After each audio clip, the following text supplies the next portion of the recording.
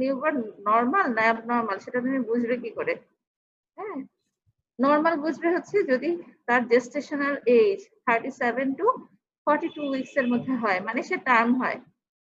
37 two 42 weeks এর মধ্যে যদি তার জেস্টেশনাল এজ হয়, তাহলে মোটামুটি ধরে নিতে হবে the baby is term, the baby may be normal, birth weight may be 2.5 to 4 KG.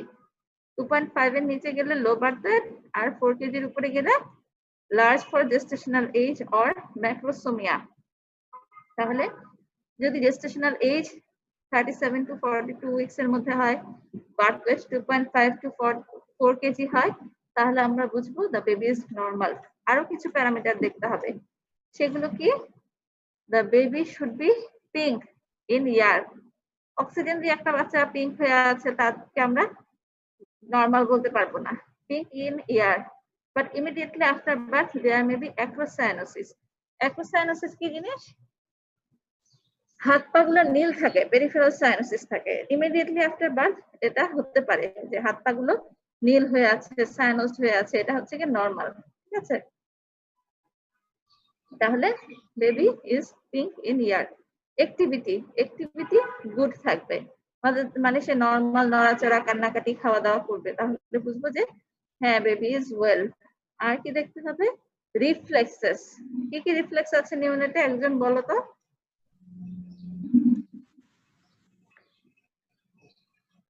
কে বলতে পারবে নিউনেটাল রিফ্লেক্স কি কি আছে? পরীক্ষা দিয়েছো তো, বলো একজন। হ্যালো জি ম্যাম। আনিকা। হ্যাঁ আনিকা বলো তো, আনিকা। আসসালামু ma'am. Ma'am motor reflex, primitive reflex, ma'am grasping reflex, ma'am motor reflex, ma'am suckling reflex, suckling না, sucking. sucking reflex, sucking, রুটিং, gasping. হ্যাঁ, গ্যাসপিং। তারপরে হচ্ছে ma'am plantar grasp, ma'am rooting reflex। হ্যাঁ, মোরো reflex, placing and stepping reflex. ঠিক আছে, এই reflex গুলো primitive reflex. এগুলো যদি স্ট্রং থাকে তাহলে আমরা বলবো যে হ্যাঁ it is a normal criteria. এরপর দেখতে হবে ভাইটালস, বা ভাইটালস বলতে কি? টেম্পারেচার কত, নর্মালি কত টেম্পারেচার থাকে? 97.5 থেকে 99 পর্যন্ত হচ্ছে কি নর্মাল। যদি এর বেশি কম হয় তাহলে আমরা কি বলি? যে যদি 97 এর নিচে হয় তাহলে হাইপোথার্মিয়া, 99 এর উপরে হলে 100 হলে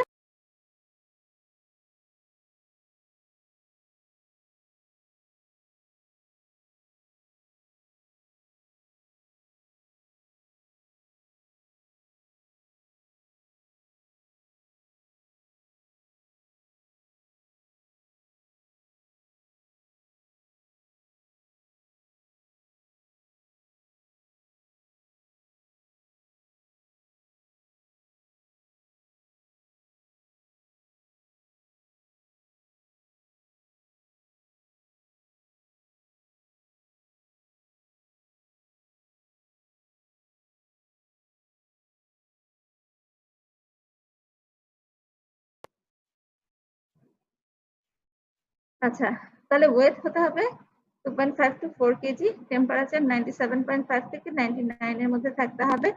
heart rate should be within normal limit. Normal limit মানে হচ্ছে 120 to 160 beats per minute.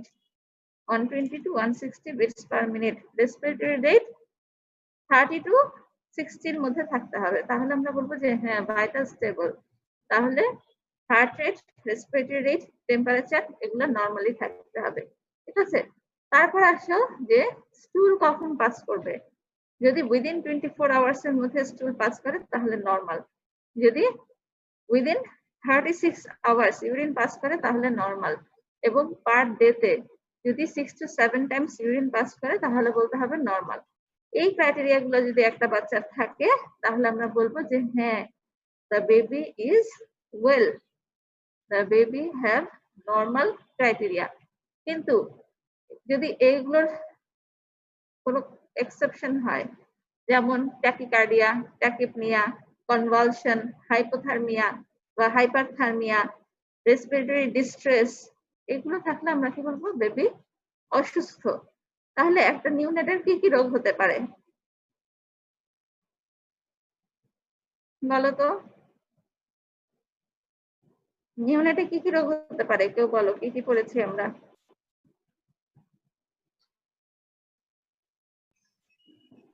Hello ma'am, neonatal ওমামা,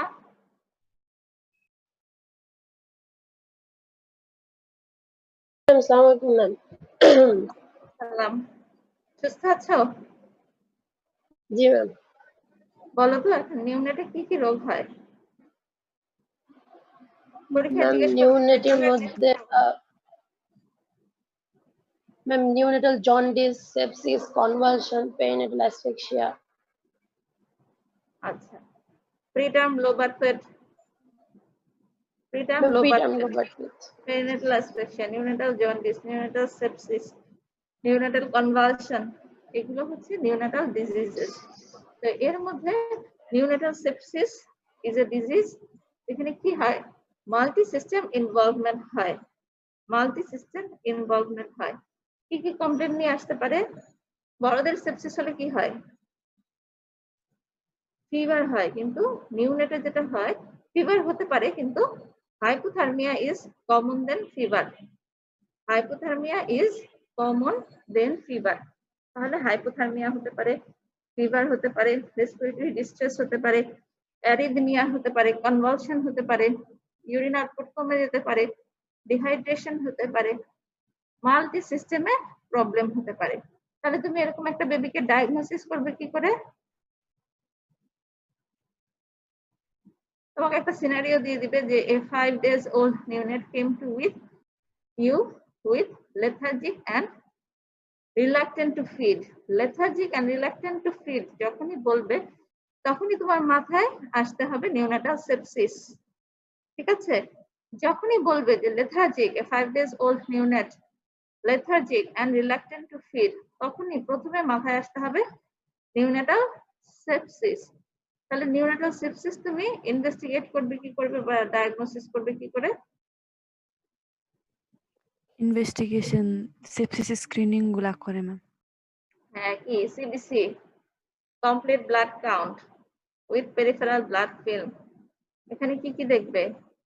neutropenia আছে কিনা, তারপর নিউট্রোফিলিয়া আছে কিনা, লিউকোসাইটোসিস আছে কিনা, থ্রোম্বোসাইটোসিস থাকতে পারে, মাইক্রো ইএসআর হাই হবে, আইটি রেশিও মানে immature to total neutrophil ratio কি হবে?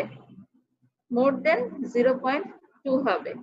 আরো কিছু দেখতে হবে, যেমন সিআরপি মানে C reactive protein, C reactive protein high হবে, হেপ্টাগ্লোবিলিন হাই হবে, এগুলো দেখতে হবে। প্রোক্যালসিটোনিন দেখি আমরা, প্রোক্যালসিটোনিন হাই হয়। এরপর যদি অন্য কোনো সিস্টেমের ইনভলভমেন্ট থাকে, ধরো রেসপিরেটরি ডিস্ট্রেস নিয়ে আসছে, তাহলে তোমাকে এক্সরে করতে হবে। যদি অ্যাবডোমিনাল ডিসটেনশন, ভমিটিং এগুলো নিয়ে আসে, তাহলে কি করতে হবে? প্লেন এক্সরে অ্যাবডোমেন করতে হবে, আলট্রাসোনোগ্রাম অফ অ্যাবডোমেন করতে হবে। যদি কনভালশন নিয়ে আসে, তাহলে কি করতে হবে? সিএসএফ স্টাডি করতে হবে, লাম্বার পাংচার করে সিএসএফ স্টাডি করতে হবে, আলট্রাসোনোগ্রাম অফ ব্রেন করতে হবে, এবং আর কি করতে হবে? Culture of all body fluid. All body fluid বলতে কি কি? ব্লাড, সিএসএফ, ইউরিন, এগুলো কালচার করতে হবে। তাহলে ট্রিটমেন্ট করবে কি করে?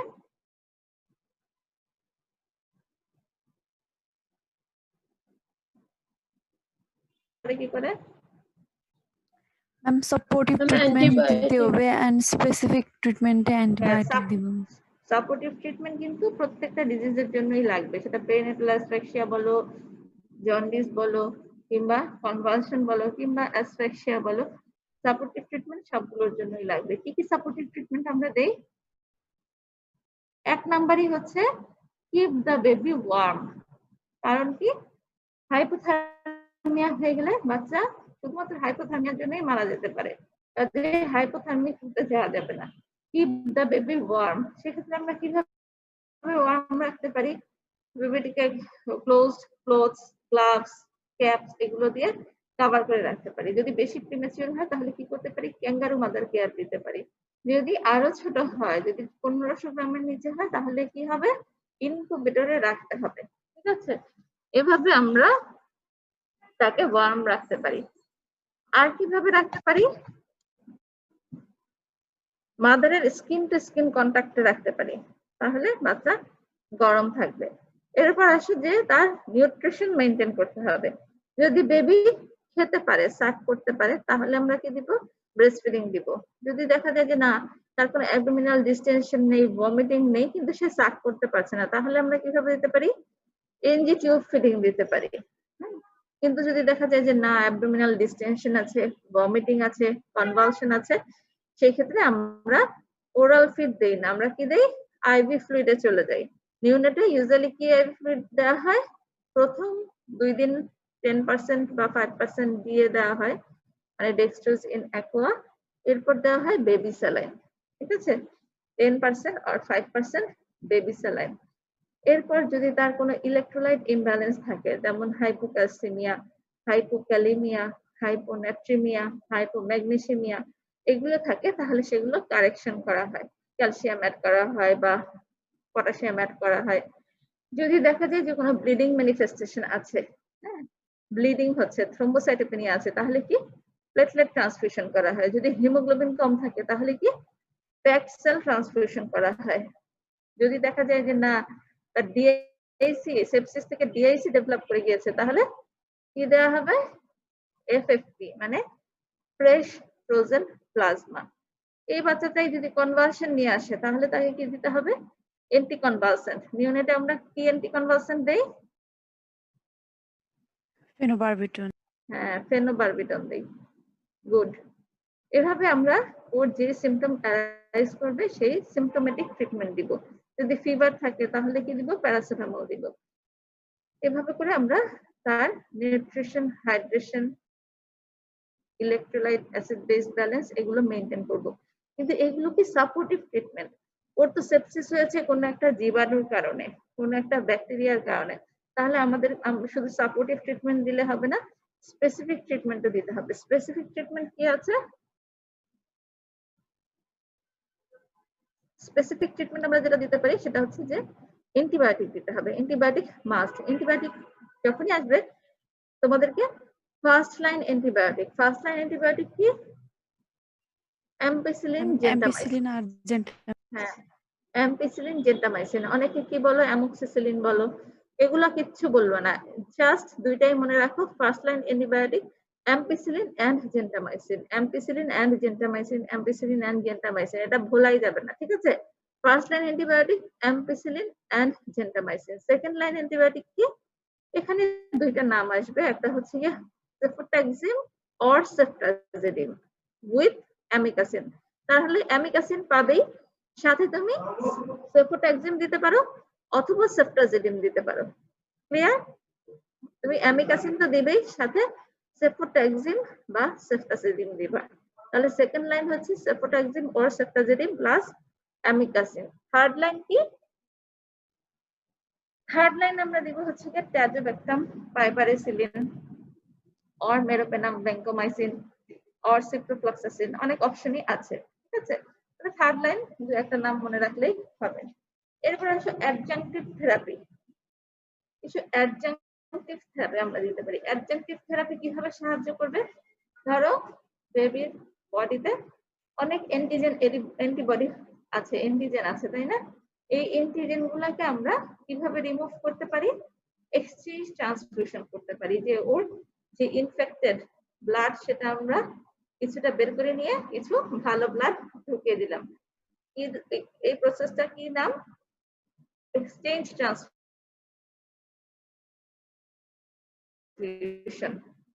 Exchange transfusion.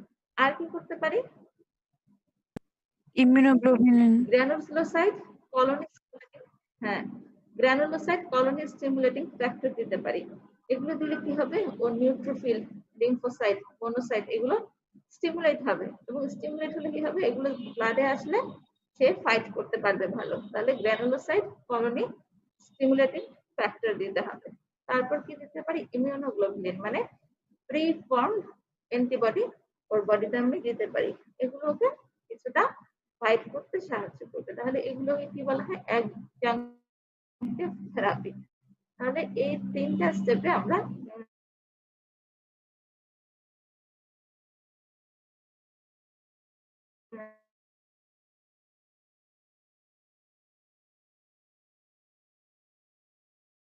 কি সোজা বাংলায় যদি জন্মের পর 1 মিনিটের মধ্যে না কাঁদে, না কাঁদা মানেই তো শ্বাস না নেওয়া, তাহলে সেটাই হচ্ছে পেরেন্টের 1 মিনিটের মধ্যে না কাঁদে মানে delayed cry after birth evidence by not establishment of respiration, respiration থাকবে না, ঠিক আছে? এটাই হচ্ছে পেরিনেটাল অ্যাসফিক্সিয়া।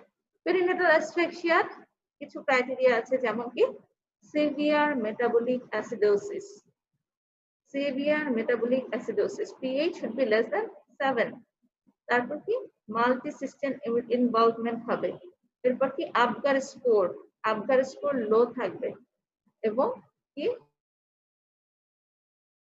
সিএনএস ম্যানিফেস্টেশন থাকতে পারে, যেমন কনভালশন, এক্সেসিভ ক্রাইং, কোমা, এগুলো থাকতে পারে। এরকম যদি কিছু ক্রাইটেরিয়া থাকে তাহলে আমরা বলি যে হ্যাঁ, plus history of delayed cry after birth, তাহলে আমরা বলি যে the baby has perinatal asphyxia। তো তুমি যদি ডেলিভারি রুমে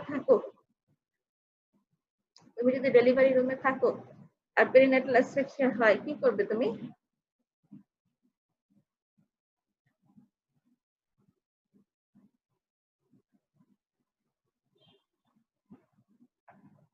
হ্যালো আনিকা, জাফরিন, আসসালামু আলাইকুম ম্যাম। ওয়ালাইকুম আসসালাম। হ্যাঁ, কি করবে যদি তুমি ডেলিভারি রুমে থাকো আর বাচ্চা না কাঁদে, পেরিনেটাল অ্যাসফিক্সিয়া হয়, কি করবে? Ma'am, resuscitation. কিভাবে রিসাসিটেশন করে? Ma'am, first, ma'am, the airway breathing, ma'am, skin tone, ma'am, check না, করবো। প্রথমেই তোমাকে যেটা করতে হবে, গাইনোকোলজিস্ট না কর্ড লম্বা করে কেটে তোমার কাছে দিয়ে দিল, প্রথমেই যেটা করতে হবে drying and Ma'am, dry baby. Wrapping. এরপর তোমাকে দেখতে হবে কালার, টোন, ব্রেদিং, মানে সে কি সায়ানোস কিনা, হাইপোটনিক কিনা, কিংবা তার রেসপিরেশন আছে কি নাই। যদি দেখা যায় যে না, baby is blue, hypotonic and there is no respiration, তাহলে তোমার প্রথম কাজ কি হবে? তাকে স্টিমুলেট করবে, সাকশন দিবে, অক্সিজেনেশন করবে। কয়েকটা কাজ একসাথে করে ফেলতে হবে। একটা হচ্ছে পজিশনিংটা কিরকম হবে? Trachea should be in straight line, not too much flexed or extended neck. শোল্ডারের নিচে একটা স্যান্ড ব্যাগ দিতে হবে অথবা একটা ভারী কাপড় দিতে হবে যেন ট্রাকিয়াটা স্ট্রেট থাকে, চিনটা সোজাসুজি থাকে, তাহলে ট্রাকিয়া স্ট্রেট থাকবে। এরপর কি করতে হবে? সাকশন দিতে হবে, যে ওর মুখে কোনো মেগোনিয়াম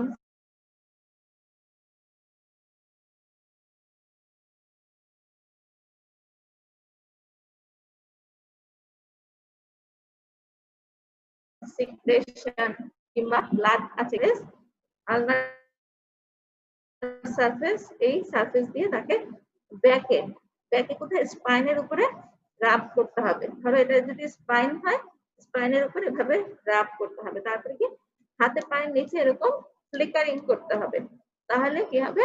স্টিমুলেশন হয়ে যাবে। তাতে যদি বাচ্চা